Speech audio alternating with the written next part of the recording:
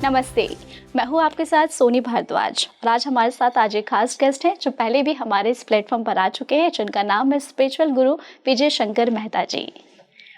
मैं आपका एक बार फिर से स्वागत करती हूँ।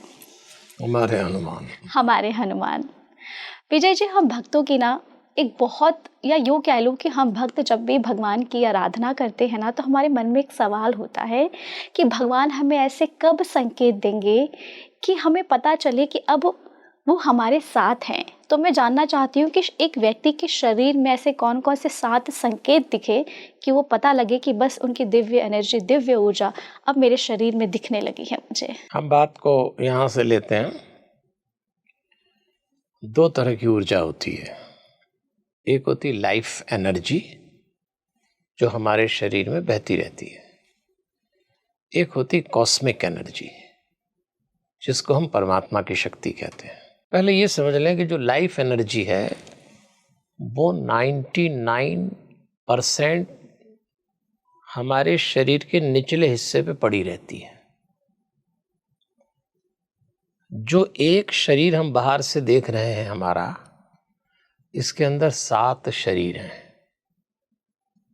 फिर दोहरा रहा हूं इस लाइन को कि एक दिखते हुए बाहर शरीर में भीतर 7 शरीर हैं।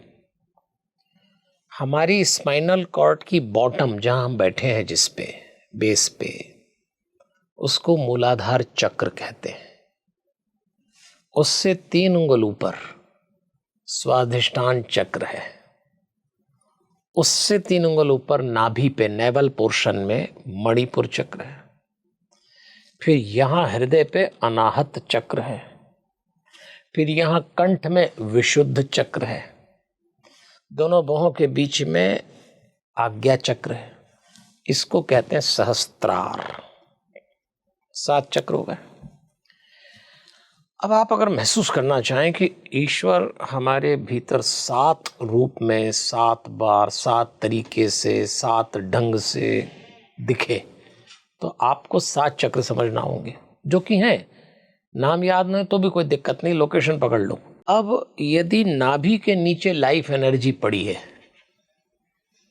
तो काम, क्रोध, मद, लोभ, इन दुर्गुणों के अलावा कुछ नहीं दिखेगा। बाहर से तो आप भले चरित्रवान, शीलवान दिखने का अभिनय करेंगे, लेकिन अगर ऊपर ऊर्जा नीचे पड़ी है, नीचे के 2 चक्रों पे, आपकी खोपड़ी में उल्टे ही विचार चलेंगे। सामाजिक सबके सामने स्त्री पुरुष से बात करेगी, पुरुष स्त्री से बात करेगा, बड़े सभ्य नजर आएंगे, लेकिन उनके भीतर जो चल रहा होगा 2 ही लोग जानते हैं, आप और आपका भगवान। अगर जो सोच रहा है इस पुरुष या स्त्री, वो उसी समय बाहर आ जाए ना, दुनिया खत्म हो जाए 1 मिनट में। ये सारा खेल ऊपर का है। लेकिन जो संजीदा लोग हैं, जिनके लिए आपने सवाल पूछा है, वो ये कभी नहीं चाहेंगे। वो कहेंगे क्यों ऐसा होता है? मैं इस औरत से बात करता हूं, इस आदमी से बात करती हूं, मेरे मन में क्यों ऐसे विचार आते हैं? तो ऊर्जा नीचे पड़ी। कसम खाने से विचार अच्छे नहीं होंगे। ऊर्जा को ऊपर उठाओ।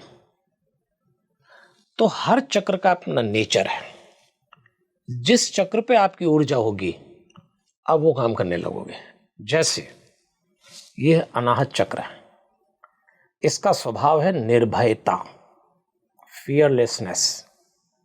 अगर आप इस चक्र पे वाइब्रेशन ले आए, आप दुनिया के सबसे निर्भय व्यक्ति हो जाएंगे। आपको कभी डर लगे, कभी डिप्रेशन सा लगे, ये 2 उंगली यहाँ रखना अनाहत चक्र पे, और एक बार यहीं रख के हनुमान चालीसा पूरी पढ़ो, और नहीं तो जय जय जय हनुमान गोसाई कृपा करो गुरुदेव की ने, ऐसा ही बोल दें।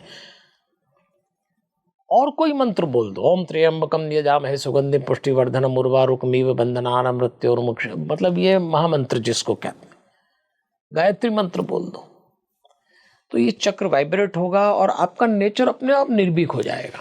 पता भी नहीं चलेगा। आप होगा वैसे भी हम हमारा जो भी नेचर है वो यही चक्रों से कंट्रोल है। जी। अगर मेरे मन में किसी को देख के काम जागा, किसी को देख के लोभ जागा, किसी को देख के क्रोध जागा, तो इसका मतलब ऊर्जा नीचे पड़ी थी, क्योंकि उस जो नीचे वाला चक्र है मूलाधार, उसका नेचर ही है। ऊपर आएंगे कमिटमेंट का नेचर आएगा, और ऊपर आएंगे संतोष का आएगा, कंटेंटमेंट, ठीक है जो मिल रहा है। यहाँ आएंगे निर्भयता आएगा। तो हर चक्र का अपना एक स्वभाव है। तो हमको क्या करना चाहिए कि 24 घंटे में 2 बार, अच्छा देखिए, ऊर्जा नॉर्मली नीचे पड़ी रहती है। हाँ। क्यों? ये भी लोगों को मालूम होना चाहिए। साइंस और टेक्नोलॉजी का टाइम है। पृथ्वी का एक स्वभाव होता है, ग्रेविटेशनल फोर्स से पृथ्वी हर चीज को नीचे खींचती है। गुरुत्वाकर्षण, आप कोई चीज उछालो धड़ाम से नीचे गिरी, क्यों? क्योंकि पूरे टाइम खींच रही है। तो हमारी ऊर्जा को भी पृथ्वी ने खींच के मूलाधार पे पटक रखा है। इसलिए अच्छे से अच्छा शरीफ आदमी भी 24 घंटे में से 23 घंटे काम, क्रोध, मद, लोभ, मत्सर में घिरा रहता है, प्रकट नहीं करता, कंट्रोल कर लेता, परेशान होता रहता। तो क्या मैं उल्टा सीधा सोचता हूँ, फिर खुद को समझाता है, फिर उल्टा सीधा विचार आता है, क्योंकि ऊर्जा वहां पड़ी है।